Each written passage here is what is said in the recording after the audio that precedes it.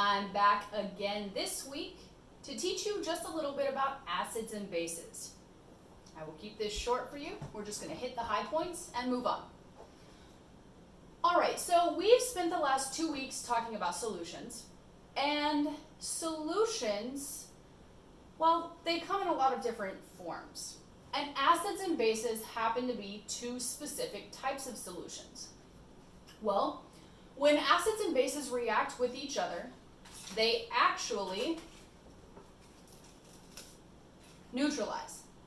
So an acid and a base will react together to neutralize each other. So if I spill an acid in the lab, I would use something like baking soda, that's a base, to help me clean it up because I want to neutralize the acid so that it doesn't harm my skin. Another example, one that you might be familiar with. When we have a stomach ache, it's because we have excess acid in our stomach. Well, we will often take some kind of medicine to help with that. One that is regularly taken is Pepto-Bismol. It comes in pill form and liquid form. Well, that's actually a base. So, because of all of this excess acid in the stomach, when we take that medicine, which is a base, they neutralize each other, settling the stomach and making you feel better. Okay, so acids and bases, when they react, they have a general form. An acid and a base will generally react to form a salt plus water. But we're not going to focus on that. We're going to focus on something different. We're going to focus,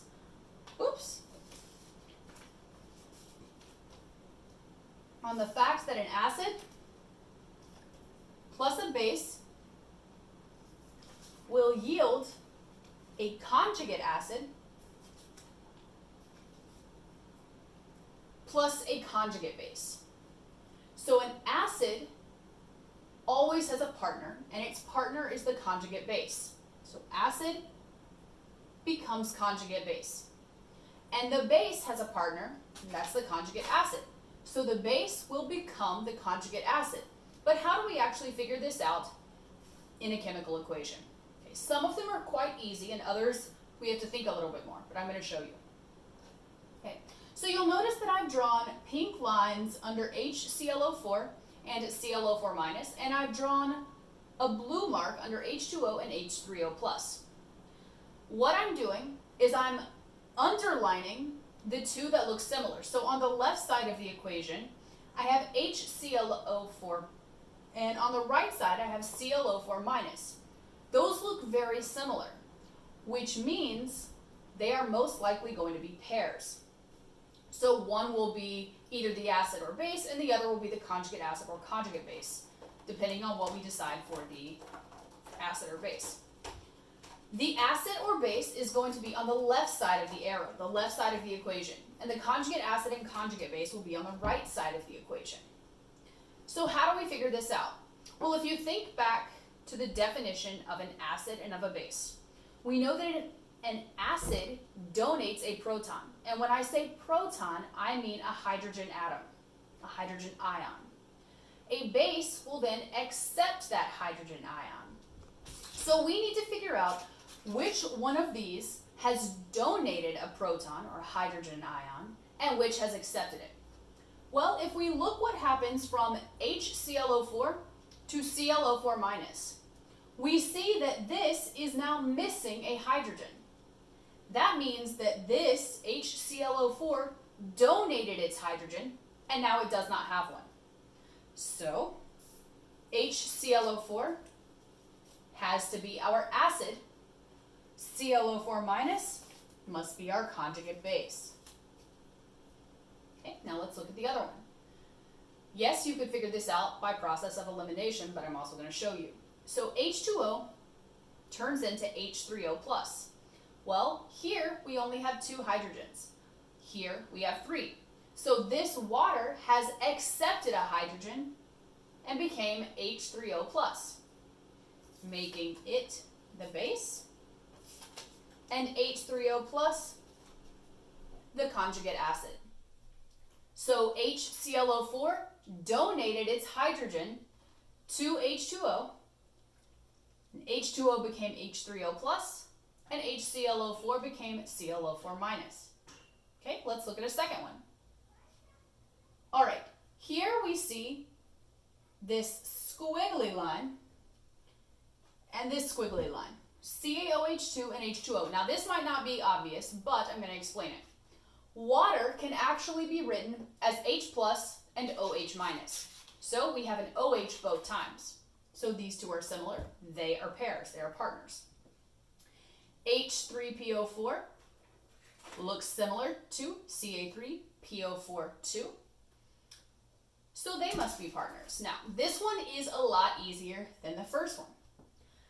Because these take the general form of acids and bases, this one is going to be easy to identify.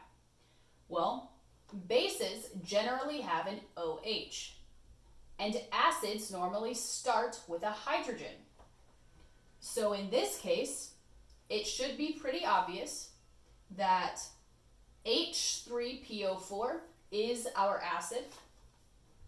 It starts with a hydrogen, it has the general form, and CaOH2, which has that OH, is our base.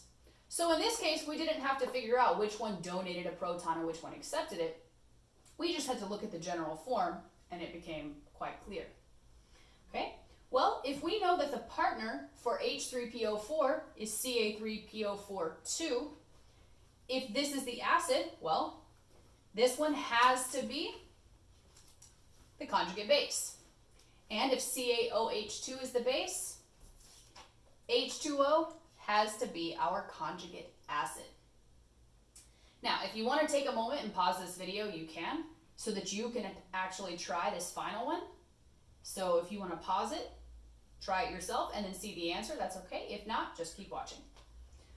All right, so this time, I'm going to draw my lines.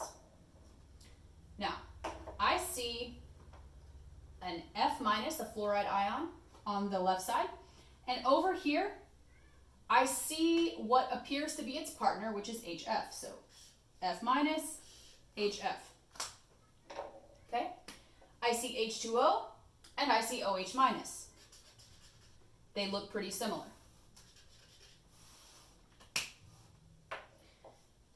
Well, for this one, we can't go with the basic definition of an acid and base. We can't tell which one has an H and an OH because that's clearly not the case here. So we're going to have to figure out which one donated a hydrogen and which one has accepted it.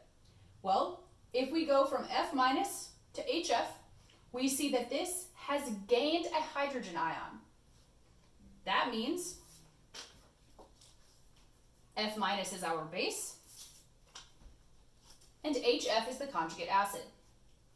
H2O turns into OH minus. It is now missing a hydrogen. It has donated a hydrogen, making H2O the acid and OH minus the conjugate base.